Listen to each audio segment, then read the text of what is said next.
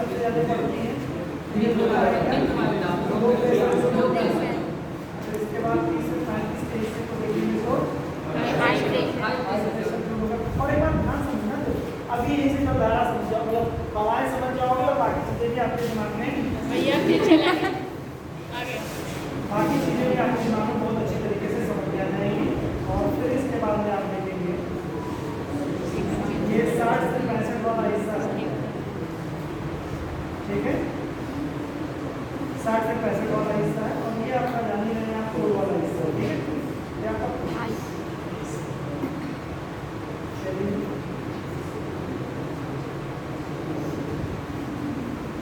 क्या है भाई, 30 से 35। चलिए कई सारी चीजें इससे स्पष्ट हो जाएंगे आपने। 60 से 65 और फिर आपका ये कोल वाला हिस्सा ये क्या हो जाएगा आपका साउथ हो जाएगा। यही बात हम लोग कर रहे थे कि भाई देखिए सूरज की जो रोशनी है यहाँ पर एक रेखा की होती है कौन से कट, और यहाँ पर 3.5 डिग्री आपका नॉर्थ करेंगे, 3.5 डिग्री नॉर्थ जो होगा पहला क्या और देन इसके बाद 3.5 डिग्री साउथ जो होती है ये कहलाती है आपकी मकर रेखा। सूरज की जो जाने की कैपेसिटी है वो मैक्सिमम इस बिंदु तक और इस रेखा से इस रेखा तक जाती है, लेकिन उसका आंशिक इफेक्ट कम से कम जो है 5-10 किलो मतलब अक्षांश 5-10 अक्षांश लगभग करीब उसका असर जाता है 5 से 7 अक्षांश एक्स्ट्रा, तो लगभग करीब यही पड़ जाता है आपका 30 से 35। तो ये जो हिस्सा पड़ जाता है। और एक बात जान लीजिए कि सूरज जहाँ रहते हैं तो अपनी विशेषता लिए ही रहते हैं, विशेषता ये लिए रहते हैं। अगर नॉर्मली मान लिया जाए सूरज यहाँ पर है, ये जो फिगर है ना ध्यान रखिएगा, तब की स्थिति में है जब सूरज यहाँ है, जब सूरज यहाँ है यानी कि इक्वेटर पे है, तब ये स्थिति मान करके बताया गया है। लेकिन सूरज जैसे उत्तरायण हो जाएंगे, दक्षिणायन हो जाएंगे, तो उस स्थिति में आपका देखेंगे कि ये चीजें परिवर्तित होती रहती है। उस स्थिति में क्या आपका हो जाएगा, सूरज जहाँ जाएंगे तो वो सूरज की खासियत होती है, वो जब जाएंगे तो आज आपका क्षेत्र बना देंगे, गर्मी उसमें उत्पन्न हो जाएगी, धरातल होगा चाहे वो सागरीय क्षेत्र होगा, दोनों हीट हो जाएगा, गर्म हो जाएगा, गर्म हो जाएगा तो निश्चित तौर से क्या हो जाएगा, लो प्रेशर जोन बना सकते हो, हल्की बन जाएगा आपका लो प्रेशर जोन, ठीक है। और जब लो प्रेशर जोन बन जाएगा तो स्थितियाँ बिल्कुल आप समझते रहे, वहाँ पर चक्रवाती स्थिति उत्पन्न हो जाएगी। और उसके बाद में अगर देखेंगे जहाँ पर नहीं होगा वहाँ पर क्या प्रति चक्रवात है, तो हम लोग बात कर रहे थे चक्रवात और प्रति चक्रवात। तो नॉर्मली क्या होता है कि हमेशा इसी को मान के चलिए कि सूरज जो है चाहे वो 23 सितंबर की जगह मान लीजिए, चाहे वो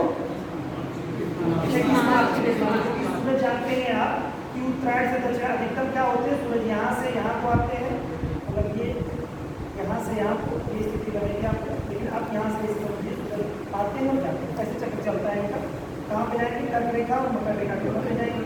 तो ये जब आपकी मूवमेंट की स्थिति में बताते हैं, यहाँ से जो मूवमेंट करते हैं जैसे इस समय देखेंगे 23 सितंबर को क्या हो जाता है, सूरज यहाँ पर पहुँचते हैं 23 सितंबर को, और फिर यहाँ से आएंगे इस वाले बिंदु पर पहुँचते हैं 22 दिसंबर को पहुँचते हैं, ठीक है।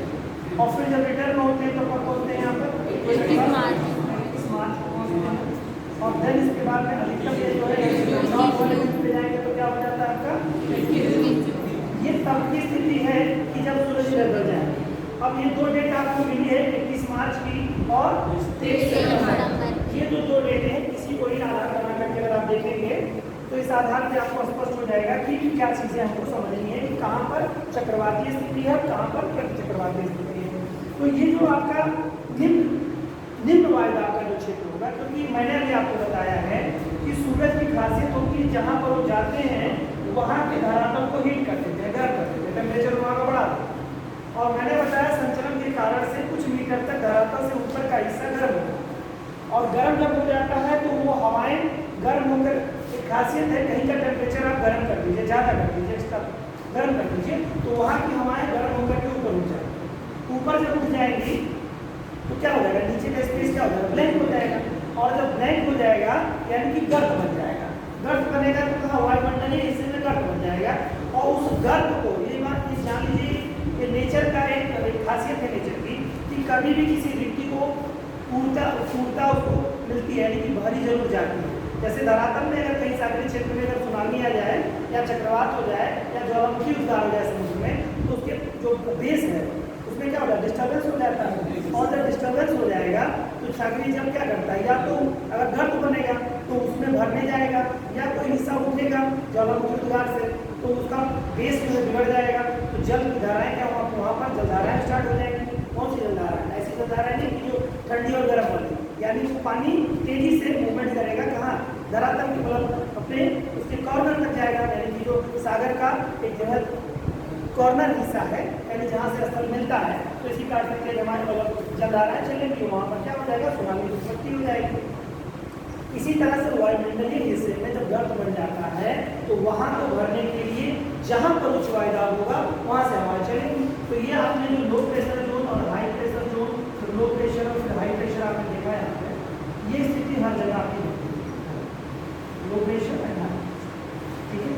तो ये आप देखेंगे, इसी से आपकी वायु राशियाँ भी पड़ेगी। बराबर हम लोग पढ़ रहे थे लवणता के बारे में, तो यहाँ पर लवणता ही आपको देखनी है कि इससे क्या होगा। प्रति चक्रवातीय स्थितियों में हम लोगों ने देखा कहाँ बनेगी, तो चक्रवातीय स्थिति। तो यहाँ पर सिर्फ आपको इतना समझना था कि चक्रवातीय स्थिति कहाँ बनेगी। तो जहाँ पर लो प्रेशर जोन होगा वहाँ पर चक्रवातीय स्थिति बनेगी, जहाँ पर हाई प्रेशर होगा वहाँ पर चक्रवातीय स्थिति बनेगी। तो आप यहाँ से देख सकते हैं, बहुत स्पष्ट रूप से आप समझ जाएंगे। यानी कि इक्वेटर के आसपास का हिस्सा, 5 डिग्री उत्तर और 5 डिग्री दक्षिण का हिस्सा जो है, 2 टर्म का हिस्सा कैसा होगा, यहाँ पर चक्रवातीय स्थिति होगी, चक्रवाती होगी। लेकिन यहाँ की कंडीशन थोड़ी डिफरेंट होती है। चक्रवातों में क्या होता है, हवा एक जगह से दूसरी जगह को जाती है, लेकिन यहाँ पर क्या संघनन के कार्य से हवाएं क्या होती है, क्षैतिज न चल करके ऊर्ध्वाधर चलती है। हवाएं क्या होती हैं, उसके पीछे मैंने बताया आपको कॉरियोलिस बल है, कई सारे बल वहाँ पर आपके वर्क करते हैं, जिससे हवाएं क्या होती हैं, ऊपर अप डाउन करती है। यानी सीधे यहाँ पर जलवाष्प ऊपर आएगा और ऊपर जाएंगे, और ऊपर जाएंगे तो संघनन होगा और फिर पानी बरसने लगता है। ये स्थिति यहाँ के लिए ही केवल, बाकी और किसी भी अक्षांश पे आप चले जाएंगे, इससे जैसे मूवमेंट करेंगे, चाहे नॉर्थ पे चाहे वो साउथ की तरफ मूवमेंट करेंगे, तो वहाँ पर स्थितियाँ क्या, वहाँ पर हवाएं क्षैतिज चलेंगी, ठीक है, क्षैतिज दिशा। तो हवाएं क्या होंगी, जैसे मान लो यहाँ पे हाई प्रेशर है, तो यहाँ पर क्या हो जाएगा भाई, प्रति चक्रवाती स्थिति होगी, प्रति चक्रवातीय स्थिति होगी। प्रति चक्रवाती स्थिति में क्या होगा, मौसम बहुत साफ होगा, वहाँ को हवाएं नहीं चलेंगी, वहाँ पर बिल्कुल हवाओं का कोई मूवमेंट नहीं दिखाई देगा आपको, वहाँ पर लगेगा मौसम बिल्कुल साफ है, बिल्कुल हवा साफ से बनी हुई है। लेकिन जहाँ को जाएगी हवा, तो आप देखेंगे कि यहाँ से यहाँ को हवा आएगी, जहाँ से हाई प्रेशर होगा, हाई प्रेशर से लो प्रेशर की तरफ जाएगी। फिर यहाँ पर क्या हाई प्रेशर है, ये लो प्रेशर आपका है, तो लो प्रेशर जो है यानी हवा यहाँ से यहाँ को जाएगी। जलराशि चलिए यहाँ पर आपको वायु राशियों के बारे में पढ़ लीजिए, हम लोग लवणता ही पढ़ रहे थे, कुछ और हम पढ़ने लगे। चलिए ठीक है, देख लेते हैं हवाओं की जो दिशा देखेंगे आप, यहाँ पर क्या था दोस्तों, लो प्रेशर, यहाँ पर क्या हाई प्रेशर, तो हाई प्रेशर से लो प्रेशर की तरफ आएंगे। फिर इसके बाद में यहाँ पर क्या है दोस्तों, हाई प्रेशर, यहाँ पर क्या है लो प्रेशर, तो लो प्रेशर की तरफ हवा जाएगी, कहाँ से, हाई प्रेशर की तरफ, यानी कि हवा दूर ऐसे जाएगी, ठीक है। अब ऐसे नहीं जाती है हवा, अब थोड़ा इसको समझिएगा, हवाओं के बारे में समझिए।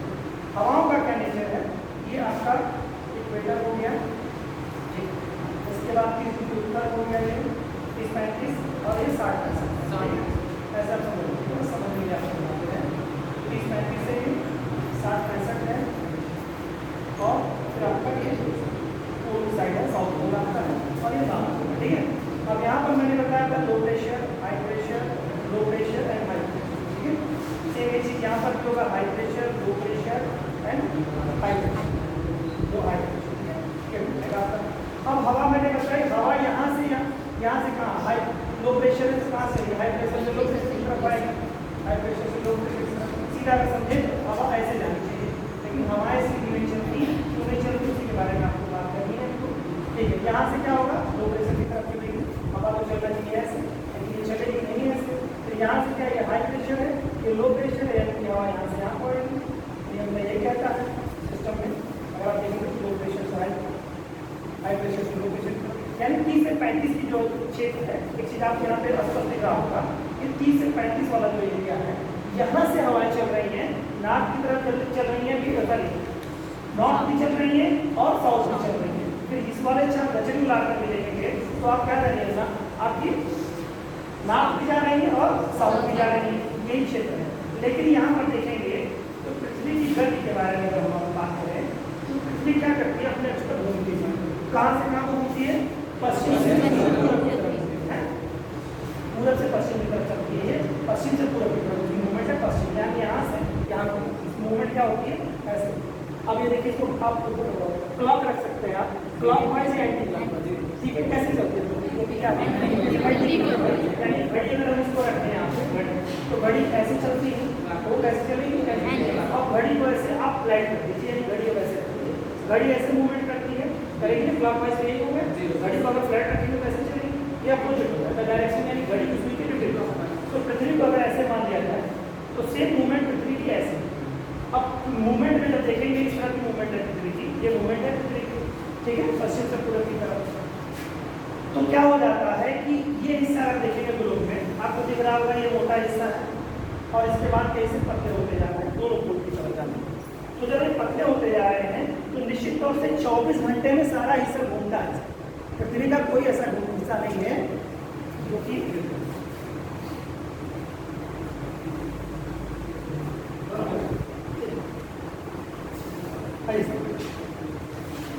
आप लोग सामने मुझे आ गए हैं, आप लोग